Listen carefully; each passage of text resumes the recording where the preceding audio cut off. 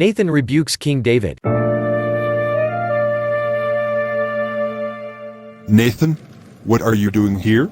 You know why I'm here. I do not. Let me tell you a story. There were two men in a certain town, one rich and the other poor.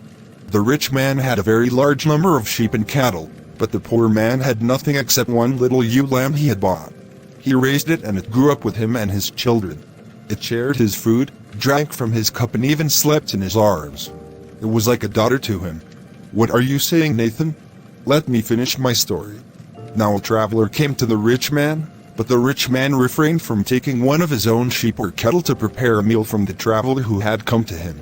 Instead he took the ewe lamb that belonged to the poor man and prepared it for the one who had come to him. As sure as the Lord lives, the man who did this must die.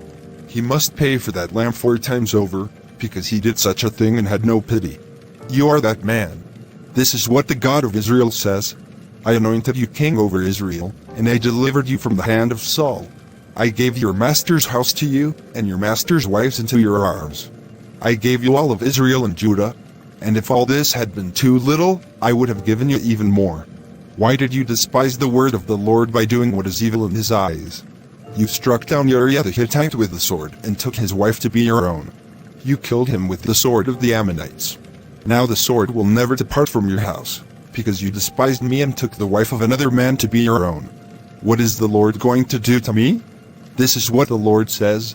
Out of your own household I am going to bring calamity on you. Before your very eyes I will take your wives and give them to one who is close to you, and he will sleep with your wives in broad daylight.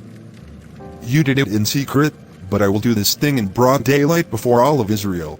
I have sinned against the Lord. The Lord has taken away your sin. You are not going to die. But because by doing this you have shown utter contempt for the Lord, the son born to you will die. This is King David. If you like this video, give it a thumbs up, share and leave a comment. Subscribe.